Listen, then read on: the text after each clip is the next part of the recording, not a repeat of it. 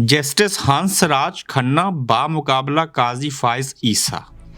मुसलमान जज और हिंदू जज का तकाबली जायजा और फिर असल मुनसिफ कौन है, आज की गोरखधंधा में इस पर बात करेंगे।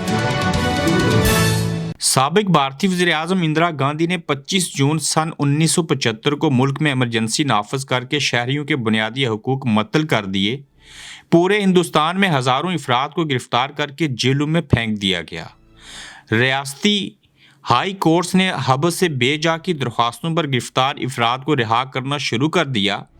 इन रहाइयों से नाखुश इंदिरा गांधी हुकूमत सुप्रीम कोर्ट पहुंच गई, जहां बदनाम ज़माना additional district magistrate ADM Jabalpur बामुकाबला शिवकांत शुक्ला केस शुरू हुआ। इस केस को हब से बेजा केस 1976 के नाम से भी याद किया जाता है। जल्द ही ये केस आईनी मुकदमा बन गया, जिसमें क्या शहरियों के बुनियादी हकूक को मअतल किया जा सकता है? क्या हुकूमत ऐसे मनमाने फैसले कर सकती है? क्या हब से बेजा के खिलाफ पटिशन दायर करने का इख्तियार भी मअतल किया जा सकता है? जैसे सवालात मरकजी अहमियत इख्तियार कर गई और पूरे मुल्क की तवज्जो इस मुकदमे पर अटक गई। मुकदमा सुनने वाले भारतीय सुप्रीम कोर्ट के 5 रुकनी बेंच पर हुकूमत के हक में फैसला देने के लिए शदीद दबाव था। बदकिस्मती से 4 जजों ने हुकूमती दबाव में आकर फैसला उसके हक में सुना दिया। इख्तलाफी फैसला देने वाले जज का नाम था हंस राज खन्ना। बावजूद इसके कि वो चीफ जस्टिस ऑफ इंडिया बनने वाले थे, फैसला सुनाए जाने से पहले उन्होंने अपनी बहन के नाम खत में लिखा, मैंने अपना फैसला तहरीर कर लिया है। इस फैसले की कीमत मुझे चीफ जस्टिस ऑफ इंडिया ना बनाए जाने की सूरत में अदा करना पड़ेगा। फिर यही हुआ और इंदिरा गांधी हुकूमत ने अपने हक में फैसला देने वाले मिर्ज़ा हमीद गुल बेग को भारत का 15वां चीफ जस्टिस तैनात कर दिया। मिर्ज़ा हमीदुल्लाह बेग ने अपने फैसले में लिखा था कि रियासत तो गिरफ्तार होने वालों की मां की तरह देखभाल कर रही है। मिर्ज़ा की तकरीर के बाद जस्टिस हंस राज खन्ना ने इस्तीफ़ा दे दिया। फिर सन 1977 में इंदिरा गांधी हुकूमत के खात्मे पर जनता पार्टी हुकूमत ने इमरजेंसी के दौरान होने वाली नाइंसाफ़ियों पर तहकीकाती कमीशन तश्कील दिया। हुकूमत ने जस्टिस हंस राज खन्ना को उस कमीशन की सरबराही करने की पेशकश की।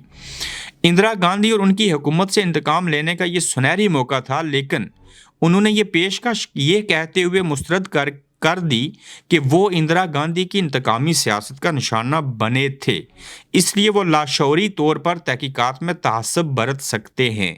सन 2017 के पिटा स्वामी केस में भारतीय सुप्रीम कोर्ट ने हब से बेजा केस 1976 का फैसला कलअदम करार देते हुए लिखा कि रियासत मनमाने फैसले करते हुए शख्सी आज़ादियाँ सलब नहीं कर सकती।